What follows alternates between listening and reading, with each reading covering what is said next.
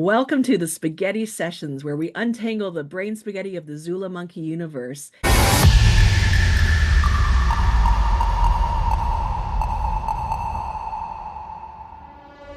This is season 2. I'm Paula Telizyn, and I'm talking with the creator of Zoola Monkey and the rest of the alien gang, Sam Marden. Welcome, Sam. Season 2, I know. Who'd have thought? right? Who would have thought that this fun little project ended up growing into a second season? So let's plan out and decide it's going to be 26 seasons and a movie.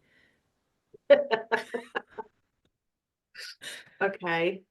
Yeah, yeah. So we're in 2026, which I think I want to address because we're coming into basically the sixth year of Zula and Zula Monkey and the whole universe existing in this format. And as we talked about in the last season, we spoke to you in episode 1.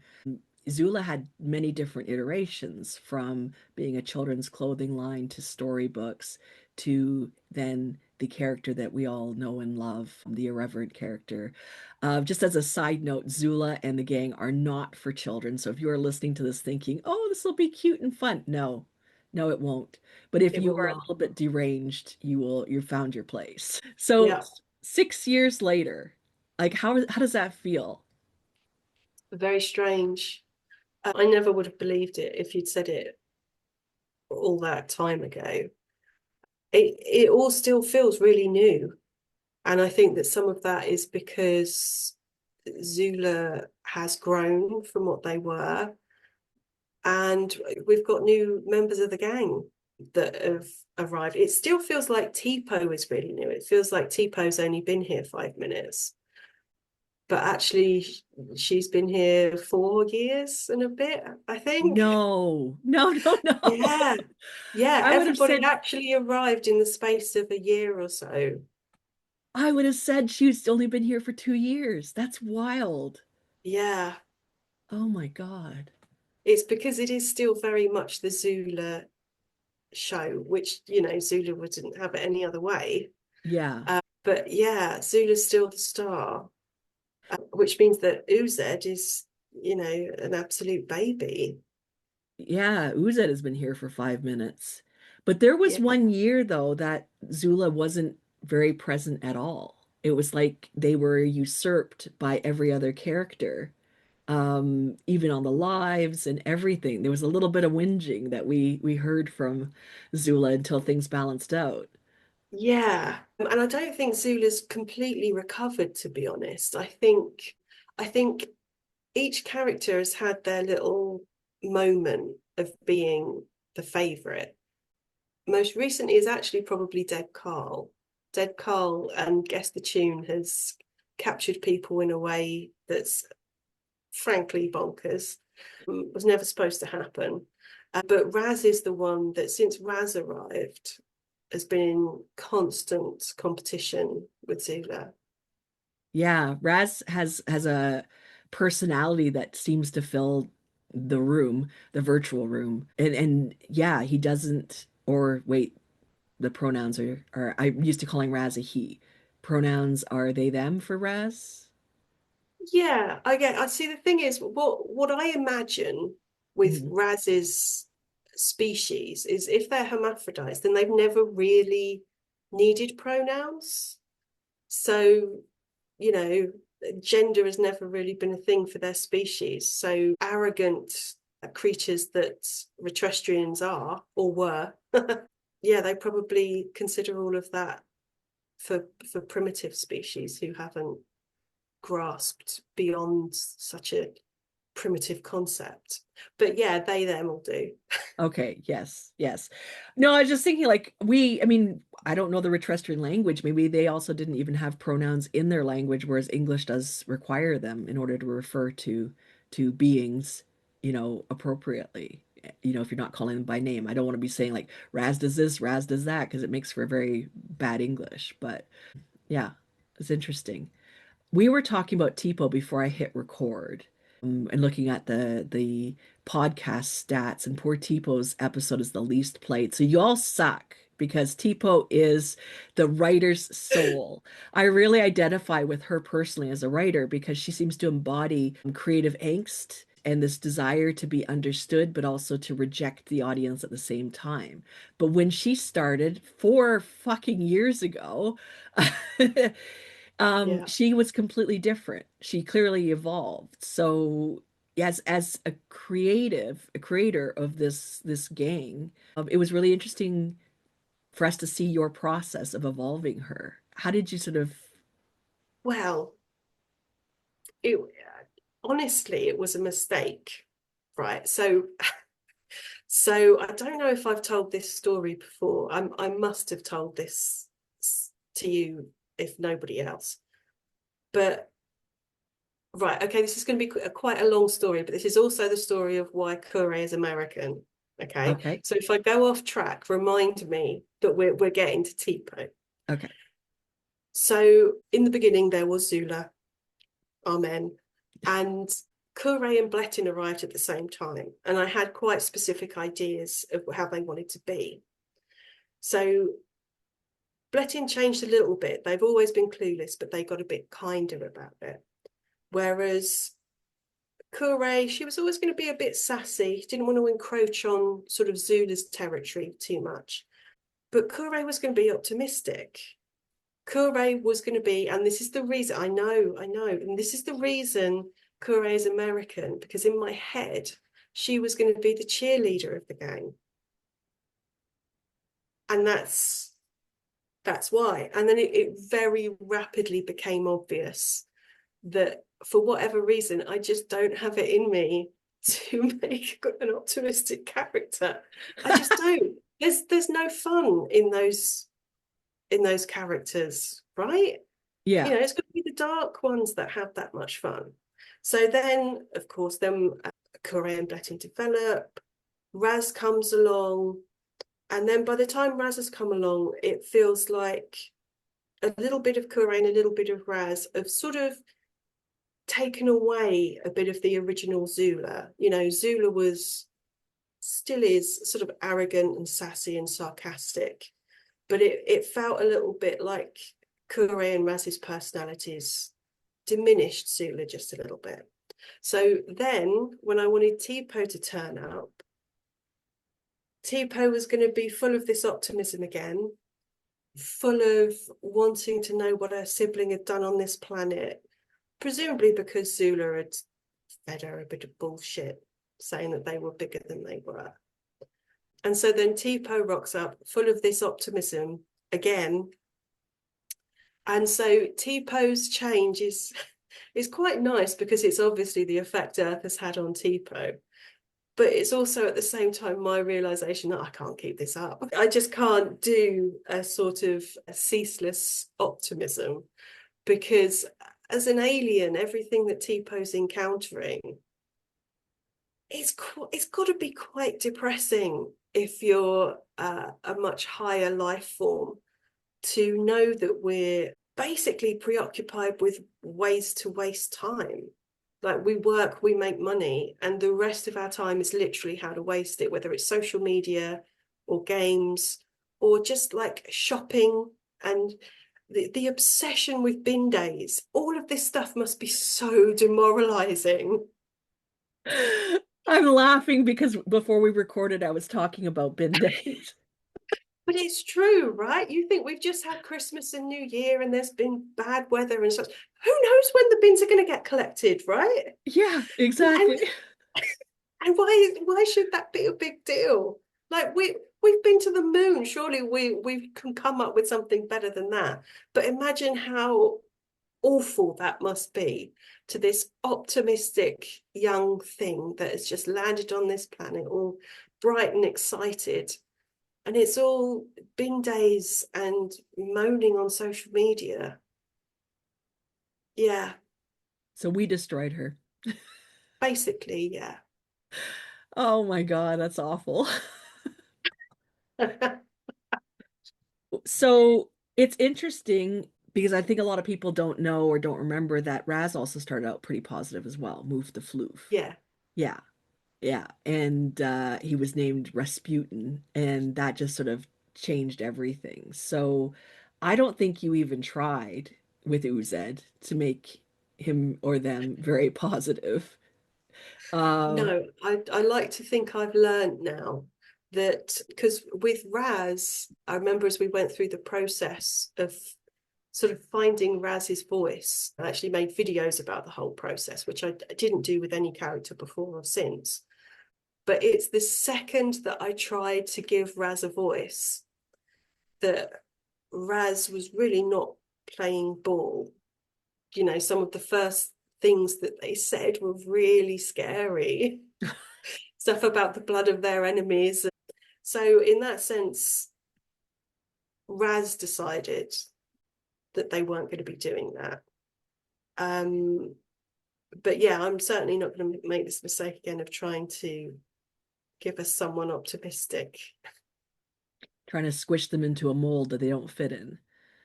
Yeah, I mean, the nearest we've got is Blettin, and we presume that Blettin's only vaguely optimistic because they're just too stupid. Yeah, Bletton went through a creepy period when he was like going after Kure and all that. And it was just like he was dancing the line a little bit with being too He much. was, Yeah. and it was really quite unpleasant. Like, we know that Kure doesn't hold back, and it was sort of written in much later as to why she felt a bit bad about it. And it's because she might have tried to eat him when they were young and given him brain damage. But that, yeah, how, like, we know that Kure doesn't hold back. What has she got to do to stop him being so creepy? But I have a thought on that actually in our post intergalactic geographic world about why Blettin was so drawn to Kure. Because in intergalactic geographic, I wrote that Blettin was part of a colony that Kure's people established. So they, you know, stole a bunch of eggs or whatever and established a colony. And I've got it in my head now that maybe when Blettin hatched, he sort of imprinted on Kure's species. So he Um, associates, like, Kure's a mother or a god or whatever. right. So that's my thoughts on that. That's actually really interesting. I have a number of cats, and one of my cats is older, and I had gotten a kitten to sort of expand the cat colony here. And he imprinted on her, but she wanted nothing to do with him. Oh, And yeah, so even now he's 8 years old and he wants to be with her, and she's just like, fuck off. So I sort of get that from Bletton and Kure is the whole that's it's very plausible, right? Right? Like yeah. Kure is aware of his imprint, but she doesn't want anything to do with Bletton. And thank goodness he got married off so he can turn his focus. Yes. Thank goodness indeed, because even I didn't see that coming. Surprise! You didn't see Dead Carl coming either because he was just part of the escape rooms. And we had Yeah. talked about behind the scenes before he showed up as the form he is now. I just said like even just do like a sock puppet because he's supposed to be decaying and whatever. And you were like, nope, nope, nope, not doing that. You're all in. It's all or nothing. And so he showed up beautifully designed. So maybe we can talk a little bit about your process with that. I mean, I bullied you into making him, but uh You did, but I'm used to that now. I wasn't Um, wrong. no, and that's why I know that this isn't going to stop anytime soon either. I mean, let's be fair, I do need a boot up my backside from time to time. That, you know, that is part of my creative process. Um, but yeah, Dead Carl, I finally thought, yeah, sure, whatever, when Dead Carl rocked up. I didn't know his hair was going to be as lustrous as it was. That's what happens when you order a wig off the internet. Hmm. I didn't know it was going to be as ginger as it was, but hey, Dead he's Sheeran. a little Auburn bombshell. Yep. The reason that I sort of didn't want at that point to make Dead Carl or indeed another puppet was because I was well out of voices. Like I can't do any more voices. I'm not an actor. You say this 6 years into spending time being an actor. Yeah, okay, okay. You're also not a writer then too, and maybe not a video editor while we're at it. None of that. None of that. So yeah, I was out of voices. So that was sort of why I didn't want to do Dead Carl. And then yes, we had quite a lot of discussions actually about, the form that Dead Carl could take. And then ultimately, when I'd already made so many, making one more didn't seem like so big a deal. And then, of course, we didn't have to worry about Dead Carl's voice because he is a classic zombie. Yes, as articulate as ever. Yes. So, in fact, everything about Dead Carl was never supposed to happen. He was never supposed to have so much prominence in an escape room. It was just going to be a one and done, but he kept coming back. It was never supposed to be a puppet. Certainly, we were never supposed to do Guess the Tune as some sort of religious ritual every month. None of that was supposed to happen, Isn't that interesting? isn't it? But this is when you follow your creative instincts after being bullied, and follow the flow and create what comes up, right? Every time you've tried to dictate with your logical brain that, okay, we're going to have a cheerful Mrs. Bouquet type of character, you end up with depression, angst, and alcoholism in those characters. Yeah. I can't speak for you, but for your characters, certainly they resist stuff. And so when you go with the flow and you let them be how they are, it ends up being really interesting and unexpected things happen. So, And it happens an awful lot that I have preconceived ideas, and when I'll sit down to write what I think is going to be an average sort of story, set of videos or whatever, the gang just have other ideas. It used to be that they would keep me awake at night with very specific things that they wanted, whereas now it's sort of a less obvious thing. It's either on a live thinking, oh, I honestly didn't know Zula was about to say that.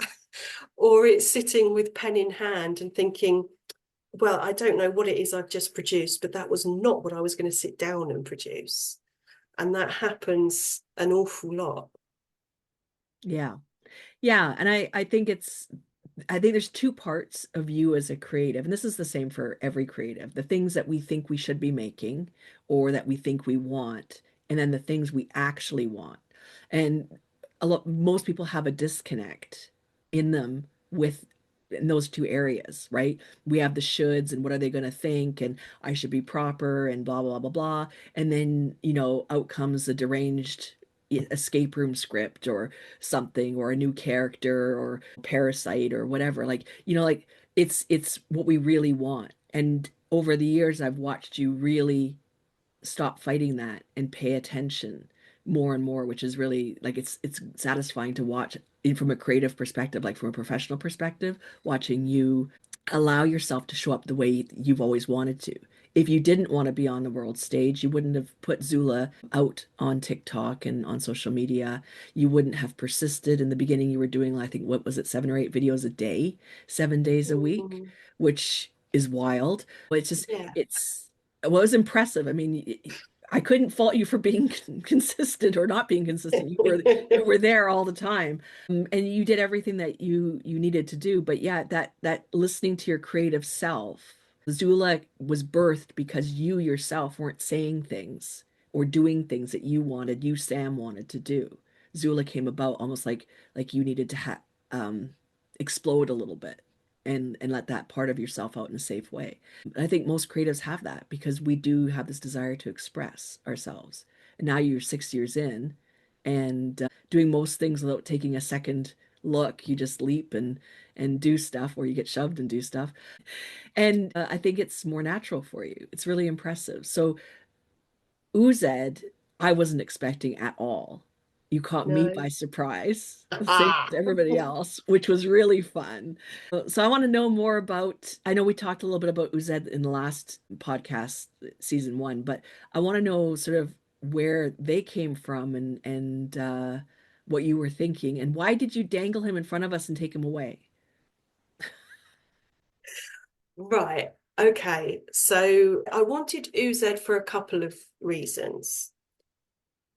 Firstly, I wanted a character that wasn't sort of quote part of the gang. I wanted someone, because we'd seen all of the gang arrive. Dead Carl arrived and just became part of the gang. But I wanted someone where maybe we're not sure if they're actually part of the gang. Maybe, like I'm not even sure how we know that everybody knows each other. I feel like there's a lot of blank spaces to fill in about how everyone met. But I wanted someone who had allegiances outside of the gang and who didn't really care about this weird little family that we seem to have. And I know that, there's been a bit of friction between some of the characters, and like I'm pretty sure that Raz would still be completely fuck you if anyone did anything to their nuggy. Hmm. But they are still an odd sort of family. So that's the one role that Uzeb was supposed to fulfill. A bit of unpredictability, a bit of shaking stuff up. How do they know Kure? How do they know Raz? How do they know the Empress? Who is So the it was going to Empress? be it was going to be part of the whole Empress thing. Hmm. Um, but also I was running Murder Mystery at the same time on Patreon. And I really did just want the wow factor of someone cropping up in that, because I thought that would be really unexpected and really funny. Because the only way we've got by in Murder Mystery is, it's someone in a wig. It's your identical twin. So that was two reasons why UZ has come along. Nice. Yeah, from a story and character arc sort of point of view, putting a pebble into a shoe that's already comfortable and making it uncomfortable is a really smart thing to do.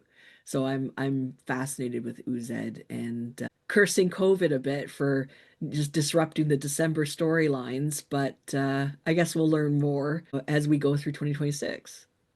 Well, the Empress is kind of cursed, I'm afraid to say, because there's been a couple of times that things have happened where the Empress was about to be unveiled, and then stuff's happened that's just pushed it back. But we've still got all of that to look forward to. I Okay. don't know when exactly, but yeah, we've still got the whole Empress reveal to come, and that is going to shake things up. That's really interesting. So because we know your characters and your storylines do what they want when you're expecting to do something else, there's something else with the Empress then too that you need to pay attention to or respect, or there's something subconscious going on, I think. I I think when the Empress arrives, I want it done right, Hmm. because it's going to have, well, it's not necessarily going to have far-reaching impact, but it's going to shake up a few, maybe some things that we thought we knew. Oh, Ooh, I'm being all cryptic, and I you quite are like being it. all cryptic. And it feels like Intergalactic Geographic was the part of that, the start of that, sorry, because I wanted to drop hints about the Empress in it, and there are a lot of hints dropped in there. And I meant for the Empress to happen quite quickly after that. Hmm. But for various reasons, it's kept being put off. But it will happen. Okay, so let's stop tormenting me and or maybe the audience, I don't know. And let's talk about this year upcoming because we've had our first meeting of the year, obviously to figure out what you're going to release and in terms of merch and just plans and things like that. What do you have upcoming that you can share with our listeners to get them excited about sticking around and seeing, blatant plug and whatever? Okay, well, as far as merch goes, I am actually, I presume the microphone can't pick it up, but I am actually, I was wondering. I'm fondling my beaver as we talk. I'm actually squidging them. So yes, we're going to have, obviously those have already been launched. We are going to have beanie versions of each of the gang. The Raslets are going to become extended. We will, of course, finally at some point get the lyric book. Mhm. There might just be another sleigh in the works, but is probably not quite the sleigh people are expecting. Which, I mean, if people get too comfortable, then it just becomes boring. So, yeah, Yeah, if you're not sitting on the edge, you're taking up too much space. yeah, yeah, exactly. So we've got all of that to look forward to. As far as stories go, we are going to get the Empress at some point, but I'm let's not tie that down too much. Yeah. We've still got Raz talking about their creation of humanity and maybe their creation of other things. I'm hoping that we'll get a little bit more of Kure and Raz's adventures through history. Oh, yeah, because they have such a good chemistry together, the buddy cop type feeling, like, They do. It's yeah. sort of unexpected because they're both sort of focused, I would say. I always say Kure has good boundaries, but they're both quite cutthroat, Hmm. um, in that they're very true to themselves. So they do make a less obvious pairing, but they clearly have history. But the reason I say I'm hoping for more is because I haven't actually written anything yet. And I'm sort of worried that when I do sit down to write something, what I've just talked about will happen, and they will decide that something else entirely is going to happen. Which I think is probably the best route. Well, I've found when I've written those characters that they just do what they want. Nothing I've ever written in the fanfic or the things I've sent you has ever followed what I expected. Nothing. So, yeah. They'll just do what That's they what it's want. like. That's what it's Yeah. like daily. They are like herding cats. Yeah. They're stubborn and they're single minded and occasionally really quite revolting. And I have absolutely no control over them. Yeah, which I think is good because there's stuff like I said earlier that you yourself need to express, and they are a great vehicle for doing so. Every creative goes through that. We all have something to say when we create our art or our writing or our music or whatever, and it's usually things we can't say in our day-to-day lives. So certainly we can't threaten the Tesco delivery man to his face. So Yes, yes, the Tesco delivery van. Do you know the really funny thing is the live where I told that story, I almost didn't tell it. yeah, There's so much stuff that has become a part of the Zoolaverse. So much of it was like, well, I almost didn't say that. I almost didn't do that. Yeah, it's weird. all the off-the-cuff stuff. Mm, So there's big changes coming actually tomorrow to TikTok. So we're recording this on January 21st. Obviously, it's not going to be released this week, but there's big changes coming tomorrow to TikTok. So you yourself are moving Zula to Twitch and YouTube this year, just to ensure that you still reach your audiences for your lives. How has that been to transition a little bit reluctantly, but you know, terrifying is probably the first word. Lives have always been the more scary part. Even after all of this time, they're still the more scary bit. But the fact that TikTok has just sort of gone tits up, it makes it easier. It's not yeah, as if I have a choice. It's not as if I have something to lament. The really annoying thing is I obviously only have so much time and energy. And it annoys me so much in so many ways. But I try to figure out then that I cut TikTok out entirely rather than just keep that going for a bit and introduce something else. But I am kind of looking forward to Twitch because we've done a couple now. And I really do like I know that this is something a lot of assholes say is that I want freedom of speech. I want to be able to say what I want. But what they really mean is they don't want the consequences of it. Mhm. Like, we are a very respectful community. Well, maybe not always to Zula, but sometimes they ask for it, I must admit. Um, but it's not as if we're doing anything horrible or nasty. We're not being mean to anybody. Yeah. And yet, for months on TikTok, every time I go live, I'm like, is this going to be the last one? Am I actually going to get banned this time? Is it going to be permanent this time? And that is no way to try and have any sort of fun. Whereas on Twitch, they've sort of proved that you can do that. You have so much controls over moderation. And I really hope I'm not going to be proved wrong in like 6 months' time or something. But it just seems a much nicer space at the moment. Yeah, So that yeah. feeling of the axe over your head constantly. Because you've been banned twice on TikTok, and it's just been the AI randomly deciding, Mhm.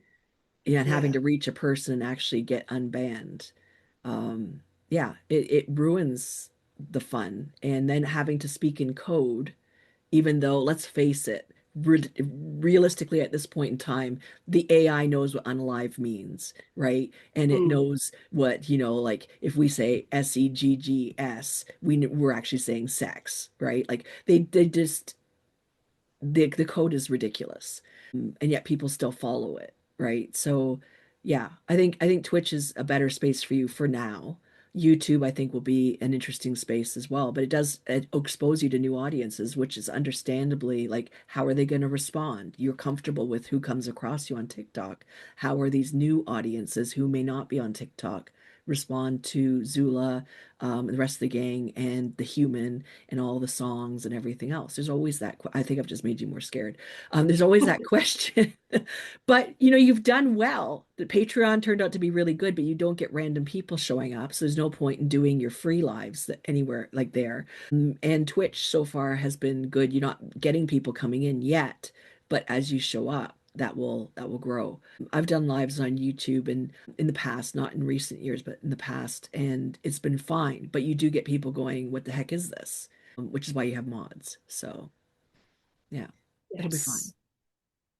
Yeah. I mean, I'm almost looking back on the early days of TikTok with affection at just how bonkers the lives used to be.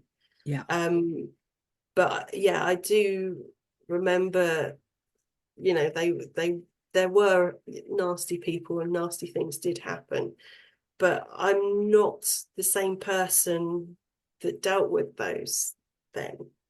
It's not new to me. And I think I'm probably still going to get flustered if someone's a bit mean, but like what's the worst that's going to happen, for goodness Exactly. sake? Yeah. They're going to criticize your compass paving slab or something. That's the worst that can happen. It's not like they're going to show up at your door with swords or whatever. So Yeah. hopefully. But yeah, yeah. So it'll be an interesting and hopefully very positive year full of growth for you and the gang, and new storylines and let's say good unexpected things. Yeah, hopefully. Yeah, that's all we can do. I mean, we're still in the early days of 2026, so who knows? But let's Yeah. approach it with optimism and a sense of positivity. So, yeah. Before we wrap up, anything else that you wanted to say before we head on over to talking with members of the gang? Oh, I don't think so. I feel on the spot now. I feel like I should have something really good to say. And I don't.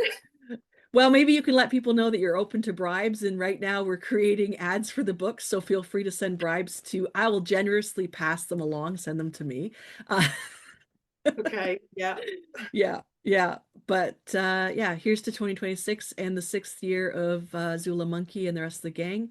I'm hoping, and anybody who's listening, feel free to comment that maybe we can produce a lore book towards the end of the year. We'll have more backstories for everybody and actually produce a lore book. So if you want a lore book, Wait, what? I know. Whoa. comment on your favorite podcast app, or feel free to go to ZulaMonkey.com and send Sam a message Hey, hang on. and let her know you want a lore book. And this is how I bully Okay. Sam. Welcome. Welcome to the behind the scenes. But yes. Yeah. Note to self, always have an answer. Otherwise, you make an answer for me. Exactly, exactly. So again, thank you to all of our listeners who made season two possible. We wouldn't be doing this if we didn't get the stats on the podcast episodes and the sharing and just the really positive feedback. We do appreciate you. There are several more episodes this season, but I'm not going to tell you how many because we haven't recorded them yet. Uh, so yes, we just want to say that we both appreciate your listens and your support. Yeah, no, I fully appreciate it. It never ceases to amaze me on any platform that anybody else wants to share in this weird fever dream that is the Zulaverse. Yeah, weirdos unite. Yeah. Yeah. All right, so this has been episode one of the Spaghetti Sessions, where I was speaking with the Zula Monkey creator, Sam Marden, and we were untangling the brain spaghetti of the Zula Monkey universe. Listen to more episodes on your favorite podcast app or Spotify or YouTube, or head on over to ZulaMonkey.com to grab merch, to learn more, and to check out where you can catch the gang live.